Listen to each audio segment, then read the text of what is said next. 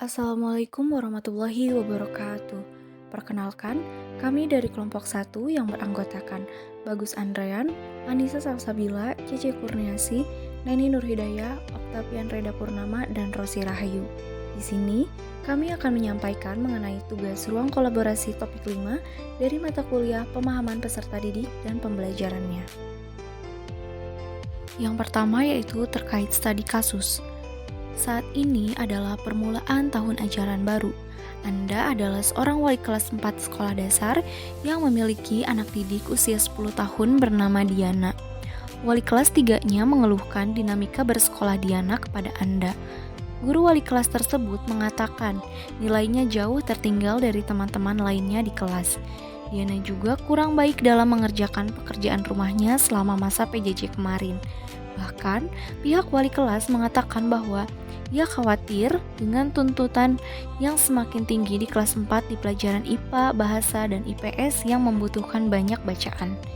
Diana seringkali tidak menyelesaikan tugas-tugas yang diberikan dan ulangannya menunjukkan nilai buruk.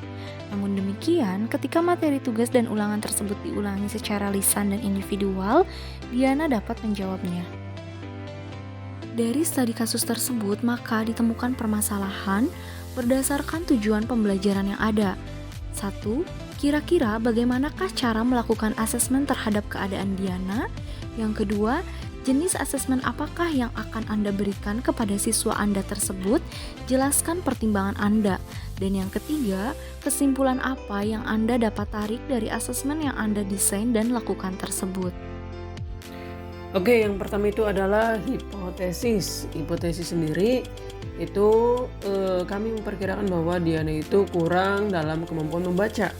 Sehingga untuk menjawab persoalan nomor 1 yaitu kira-kira bagaimanakah cara melakukan asesmen terhadap keadaan Diana, itu ada beberapa cara. Yang pertama itu adalah checking out atau mengecek suatu pencapaian dan kemampuan dari peserta didik dalam proses belajar dan kekurangan-kekurangan dari peserta didik pada saat mengikuti proses pembelajaran.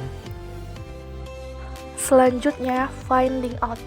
Finding out yaitu mencari, menemukan, dan mendeteksi kekurangan, kesalahan, atau kelemahan dari peserta didik dalam proses belajar, sehingga guru dapat dengan tanggap dalam mencari alternatif untuk penyelesaiannya.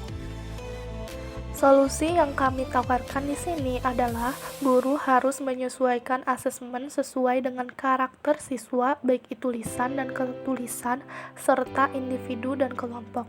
Tetapi tetap memotivasi Diana untuk menuangkan idenya dalam bentuk tulisan dan melatih kemampuan yang masih kurang, yaitu membaca dan menulis. Yang kedua, jenis asesmen yang akan kelompok kami berikan kepada siswa, yaitu asesmen formatif. Asesmen formatif digunakan sebagai metode evaluasi yang dilakukan untuk evaluasi pemahaman peserta didik, yaitu Diana, kebutuhan pembelajaran, kemajuan akademik selama pembelajaran, memantau pembelajaran, memberikan umpan balik yang berkelanjutan dan berkala, serta dapat memberikan informasi mengenai tantangan apa saja yang dihadapi oleh peserta didik, yaitu Diana. Dengan menggunakan asesmen formatif, diharapkan dapat mengetahui perkembangan Diana karena langsung mendapatkan feedback selama proses pembelajaran berlangsung. Performance assessment merupakan sebuah pendekatan dalam melakukan penilaian yang mengharuskan siswa mendemonstrasikan secara langsung hal-hal yang mereka mampu dan ketahui melalui tugas-tugas seperti menjawab pertanyaan, menghasilkan proyek, atau melakukan sesuatu kegiatan. Selain itu, performance assessment dapat digunakan untuk menilai kemampuan Diana melalui penugasan. Nah, penugasan tersebut dirancang khusus untuk menghasilkan respon, di mana sebagai bahan pertimbangan ketika materi tugas dan ulangan tersebut diulangi secara lisan dan individual, Diana dapat menjawabnya. Selanjutnya ada self-assessment atau penilaian diri, merupakan suatu teknik di mana peserta didik diminta untuk menilai dirinya sendiri berkaitan dengan status, proses, dan tingkat pencapaian kompetensi yang dipelajarinya. Jenis asesmen ini juga bisa menjadi catatan tambahan bagi guru untuk mengetahui permasalahan yang dihadapi oleh peserta didik. Yang ketiga, kesimpulan apa yang dapat ditarik dari asesmen yang Anda desain dan lakukan tersebut? Kasus Diana menunjukkan bahwa kebutuhan belajar setiap individu berbeda. Oleh sebab itu, pendidik harus mampu memahami kebutuhan belajar peserta didik untuk menentukan pengajaran yang tepat dan asesmen yang efektif.